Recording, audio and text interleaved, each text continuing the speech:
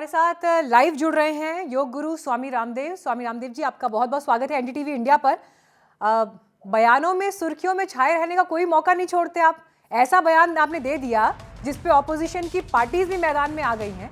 हिंदू राष्ट्र का आपने जिक्र कर दिया और आपने कहा कि इससे चाहे मुस्लिम समुदाय हो, क्रिश्चियंस हो, किसी को डरने की आवश्यकता नहीं। लेकिन सवाल यह है कि स्वामी रामदेव को यह बयान देने की आवश्यकता क्यों पड़ी? देखिए, पूज्यपाद हमारे गोवर्धन पीठाधीश्वर शंकराचार्य जी महाराज जी के 84वें प्रागट्योत्सव पर राष्ट्र उत्कर्ष दिवस पर मैं बात कर रहा था। हम सब एक ही पूर्वजों की संतान है। इतना बोलो तो किसी को मिर्ची नहीं लगती। मैंने थोड़ा बोल दिया, हम एक ही पूर्वज आर्य हिंदू वैदिक सनातनियों की संतान। अपने पूर्वजों के प्रति कृतज्ञ रहना चाहिए और अपने पूर्वजों जैसा हमारा पवित्र चरित्र होना चाहिए। इसमें कौन सी गलत बात थी? अगली बात मैंने ये कह दी कि हिंदू राष्ट्र के नाम पर किसी को डरने की आवश्यकता नहीं है। जब हम सबके पूर्वज एक है, हमारा डीएनए एक है। अब तो अफगानिस्तान, पाकिस्तान और इंडोनेशिया वाले भी कह रहे हैं कि हमारे भीतर भारतीय डीएनए, तो इसमें गलत क्या कह दिया? और एकता की बात करना, जो लोग घृणा नफरत की बात करते हैं पॉलिटिकल पोलराइजेशन के लिए, जो मजहबी तौर पर ध्रुवीकरण करना चाहते हैं, तो उन मजहबी लोगों को, उन राजनीतिक लोगों को जरूर दिक्कत हुई होगी। लेकिन यह हकीकत है देश की कि हम सबके पूर्वज एक है। हम सबके पूर्वजों जैसे चरित्र होने चाहिए और सबके भीतर राम का रामत्व, कृष्ण का कृष्णत्व, शिव का शिवत्व होना चाहिए।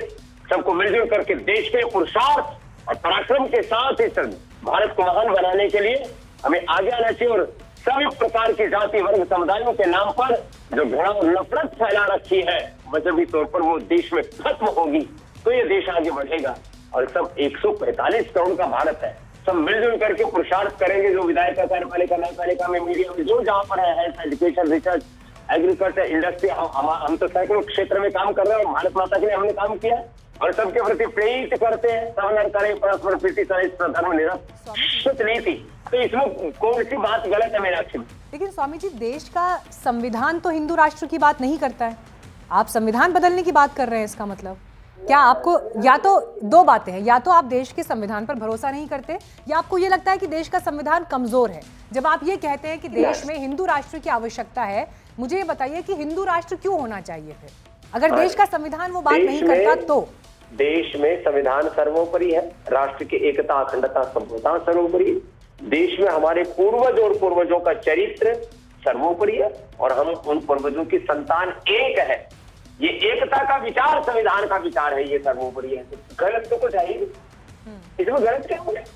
गलत कुछ भी नहीं है। गलत इतनी सी है बात कि कुछ मजहबी लोग, कुछ राजनीतिक लोग जाति वर्ग समुदायों के नाम पर मजहबी तौर पर देश में घृणा और नफरत पैदा करना चाहते हैं, उनको मिर्ची लटकाती। तो हमने तो यही इशारा किन की तरफ है? ये कौन लोग हैं जिनके लिए आप फिर ये बयान दे रहे हैं? फिर खुलकर बात करते हैं, क्योंकि अगर ऐसा है कि ये लोग देश के लिए खतरा है तो फिर तो क्लियर कट इन पर बात होनी चाहिए। 90 से 99% इस देश के जो मुसलमान है वो अपने आप को मुगलों से अलाइन करके नहीं देखते। वो आक्रांताओं को अपना आदर्श नहीं मानते। वो कहते हैं कि हम तो कन्वर्टेड मुसलमान हैं और इसमें कोई नई बात है ही नहीं ना। इस देश में 200-500 साल पहले जाकर के, 700-800 अधिकतम 1000 साल पहले जाकर के देखेंगे तो सबके पूर्वजों के नाम, उनके सरनेम एक ही मिलेंगे। तो जब ये एकता की बात देश में होगी तो किसी भी तरह की घृणा नफरत नहीं होगी, न डरेंगे न डराएंगे, सब मिलकर के राष्ट्र को आगे बढ़ाएंगे। तो राष्ट्र सर्वोपरि है और ये वेद कहना है, जननी जन्मभूमि से स्वर्गात् अभिगरीयते माता भूमिपुत्रः पृथिव्याः। तो मैं भी यही कह रहा हूँ, देश में राष्ट्र सर्वोपरि है, राष्ट्र का संविधान सर्वोपरि है, राष्ट्र में एकता सर्वोपरि है, राष्ट्र के पूर्वज सर्वोपरि और उनका चरित्र सर्वोपरि और उन चरित्र के प्रति हम कृतज्ञ होकर के अपने पूर्वज ऋषि शिक्षाओं की तरह, रामकृष्ण, गौतम, जमी, पाणिनि, पतंजलि की तरह, शिवाजी महाराज की तरह, महाराणा प्रताप की तरह हम वीरता के साथ, शौर्य पराक्रम के साथ अपने देश के लिए जिए, देश के लिए मरे। इस देश की सांस्कृतिक और ऐतिहासिक विरासत पर तो हम हमेशा बात करते रहे हैं। वो स्कूल की टेक्स्ट बुक से लेकर हमेशा जो पब्लिक डिस्कोर्स है उनका विषय रहते हैं। लेकिन जब स्वामी रामदेव खुलकर ये कहते हैं कि मुसलमानों को, क्रिश्चियंस को डरने की जरूरत नहीं है, तो लोगों के मन में सवाल ये भी है कि स्वामी जी किस डर का जिक्र कर रहे हैं? कौन सा डर है जिससे वो कह रहे हैं कि इससे डरने की आपको जरूरत नहीं है? कुछ घटनाएं आपके सामने आई होंगी। डराते हैं मजहबी लोग और वो इस बात के लिए डराते हो, कहते हैं तुम अलग हो। मैं कहता हूँ तुम अलग हो ही नहीं। लेकिन स्वामी जी इसी समाज में ये कह देना, इसी समाज में ये कह देना कि अगर कोई किसी विचारधारा से इत्तेफाक नहीं रखता और ये कह देना कि अच्छा तुम इस विचारधारा से इत्तेफाक नहीं रखते तो जाओ पाकिस्तान चले जाओ, ये भी तो एक तरह का डर है, ये भी तो एक तरह की धमकी है। पाकिस्तान यहाँ बीच में आता ही नहीं, यहाँ बात है हिंदुस्तान। और हिंदुस्तान शब्द किसने प्रयोग किया? वो मुगल साम्राज्य के समय प्रयोग हुआ। उससे पहले भारत, उससे पहले आर्यभट्ट प्रदेश। अब कुछ लोग अंग्रेजी पढ़े लिखे इंडिया भी बोलते हैं इसको। तो बात देश का जो भी नाम हो, लेकिन हम हैं तो भारतीय, हम हैं तो आर्य हिंदू वैदिक सनातनी, हम सबके पूर्वज एक है। इसमें तो कोई रत्ते भर भी कोई प्रश्न ही नहीं है। और बात एकता की खाली एक शाब्दिक बात नहीं, इसके पीछे एक दृष्टि है। आपस में घृणा नहीं, आपस में नफरत नहीं, सब मिलकर के देश को आगे बढ़ाएं और एक दूसरे के साथ अत्यंत प्रीति करें और अपने पूर्वजों के महान चरित्र पर गर्व करें। हमारे पूर्वज इतने चरित्रवान थे। न विद्वान न स्वरी नहीं। इतना अशोकपति का ये जो उद्घोष ऑपरेशन कितना बड़ा, तो इस देश का एक देश से सकाता दग्र जनमनः स्वम चरित्रम शिक्षरम पृथिव्याम सर्वमानव, इतना महान ये देश का सलमान खुर्शीद साहब तो खुलकर कह रहे हैं आपके लिए कि आप मुद्दों से ध्यान भटकाने की कोशिश कर रहे हैं। देश में जिस समय पर रोजगार, शिक्षा, राम मंदिर में चढ़ावा चोरी जैसे विषय जिस समय देश पर हावी हैं, उस समय में आप इस तरह के बयान से ध्यान भटकाने की कोशिश कर रहे हैं। कोई ध्यान नहीं भटका रहा। मैं तो कह रहा हूँ देश में सब मिलकर के पुरुषार्थ करेंगे तो बेरोजगारी नहीं रहेगी, गरीबी नहीं रहेगी, भूख नहीं रहेगी, अभाव नहीं रहेगा, दरिद्रता नहीं रहेगी, किसी प्रकार की कोई घृणा नफरत नहीं रहेगी। जहाँ तक बात चोरी चकारी दुराचार व्यभिचार अनाचार, लेकिन वहाँ तो भ्रष्टाचार हो गया ना स्वामी जी। अपने पूर्वजों के, मैंने अगली लाइन क्या बोली थी, अपने पूर्वजों के प्रति कृतज्ञ रहो और उन जैसा चरित्र बनाओ। अपने पूर्वजों जैसा चरित्र होता तो कोई चोरी करता? स्वामी जी एक सवाल का जवाब दीजिए। आपने क्योंकि आचरण की बात की, धार्मिक रूप में भी चोरी नहीं होनी चाहिए, राजनीतिक चोरी भी नहीं। स्वामी जी आपने, स्वामी जी मेरा सवाल आपसे, आपने आचरण की बात की, आपने आचरण की शुद्धता की बात की, शुचिता की बात की, चरित्र की बात की, पुरुषार्थ की बात की। मैं इन सब बातों को बड़ी गंभीरता से सुन रही हूँ और मुझे ये याद है हम बीते कितने वर्षों से आपको लगातार कवर कर रहे हैं, आपके कार्यक्रमों से लेकर जब जब आपने मुखरता से विषयों को उठाया है। राम मंदिर तो सबकी आस्था का, सबकी भावुकता का भी विषय है ना। आपकी भी आंखों में उस दिन आंसू थे जिस दिन वहां पर ध्वज लहराया, जिस दिन प्राण प्रतिष्ठा हुई। अब ऐसे वक्त में जब चढ़ावा चोरी जैसा विषय आता है तो लोग भी स्वामी रामदेव से एक उम्मीद करते हैं कि वो इस विषय पर कितनी मुखरता के साथ जो जिम्मेदार हैं, दोषी हैं, उनके खिलाफ खड़े हैं। क्योंकि हमने उन्हीं स्वामी रामदेव को देखा जो यूपीए के लिए आंदोलन पर बैठ गए थे, यूपीए के खिलाफ, भ्रष्टाचार के खिलाफ। लेकिन आज स्वामी जी शांत हैं। मैंने तो इंटरनेशनल योग डे से पहले सारे चैनलों पर इस बात को पूरी शिद्दत के साथ उठाया। मैंने तो सारी टीवी जो है, जो मूल एजेंसियां हैं, उनको भी इंटरव्यू दिया इस बात के लिए कि भाई जो भी चंदा चोर हैं उनको जेल की सलाखाओं के पीछे होना चाहिए, उनको कठोर से कठोर दंड दिया जाना चाहिए। चोरी करना ये महापाप है और किसी भी तरह की चोरी ये बर्दाश्त से बाहर है। और दोषी से छोटा हो, कोई बड़ा हो, कोई ट्रस्टी हो, कोई कितने बड़े ओहदे पर बैठा हो, उसको सजा मिलनी चाहिए। लेकिन स्वामी जी यही तो बात है ना, जो आम जनता है वो इस वक्त ये आम जनता इस वक्त ये कह रही है, गौशालाएं बननी चाहिए। स्वामी जी आम जनता इस वक्त ये कह रही है कि आप यूपीए सरकार में भ्रष्टाचार के मुद्दे पर आंदोलन पे बैठ गए थे। अगर आज देश में ऑपोजिशन दल की किसी की सरकार होती, मानिए यूपी में ही अगर समाजवादी पार्टी की सरकार होती और राम मंदिर में चढ़ावा चोरी हुआ होता, तो क्या आप यही बात कहते जो आप आज कह रहे हैं, या फिर आप वाकई कोई मजबूत सख्त जो है स्टैंड लेते, या क्या पता आंदोलन में बैठ जाते? अब मैं देखो, मूल कार्य मेरा योग का है, health, education, research, innovation, agriculture, correction building, nation building, इसमें कार्य कर रहा हूँ। मैं कोई जो है आंदोलन जीवी तो हूँ नहीं। हाँ, जब कोई बड़ा विषय आता है तब मैं अपनी ओपिनियन भी रखता हूँ और जरूरत पड़ती है तो उसमें कोई कठोर कदम भी उठाता हूँ। तो राम मंदिर का चढ़ावा चोरी आपके लिए कितना बड़ा विषय है? अब देखो चोरी कहाँ हो रही है, खाली राम मंदिर में नहीं, बहुत मंदिरों में चोरी हो रही है। 1 लाख करोड़ रुपए से ज्यादा तो विधिवत रूप से चढ़ावा चढ़ता है, 1 लाख करोड़ रुपए से ज्यादा। तो क्यों क्या हो रहा है? इसलिए मैं कहता हूँ जितने बड़े मंदिर है, अब राम मंदिर है, वहाँ एक महर्षि वाल्मीकि के नाम पर, या और कितने ऋषि हैं उनके नाम पर गुरुकुल होना चाहिए, गौशाला होनी चाहिए श्री राम जी के नाम पर। तो गुरु वशिष्ठ के नाम पर, महर्षि वाल्मीकि के नाम पर, राम जी के नाम पर गुरुकुल बने, गौशाला बने। बात जितना चंदा आ रहा है उसका सदुपयोग हो। ये चंदा किसी राजनीतिक दल के लिए नहीं देते मानो, किसी संगठन के लिए नहीं देते हैं लोग, वहां चोरी करने के लिए नहीं देते हैं लोग। तो मंदिरों के साथ बड़े गुरुकुल हो, गौशाला हो, मंदिर के जो है पूरे कारोबार में इतनी पारदर्शिता हो। आज पतंजलि में तो कोई चोरी नहीं करता, जरा सा भी कहीं पर भी रत्ती भर भी। आज 5000 कैमरों से हम निगरानी करते हैं, रियल टाइम हम उसके ऊपर एक्शन लेते हैं। तो ऐसे एक पारदर्शी प्रामाणिक व्यवस्था सारे देश के मंदिरों में होनी चाहिए। मैं राम मंदिर की नहीं बात कर रहा हूँ अभी, ठीक है। इधर उत्तराखंड में भी आपको लगता है कि चुनावों में चढ़ावा चोरी का मुद्दा मौजूदा सरकार को परेशानी में डाल सकता है, चुनौती पैदा कर सकता है?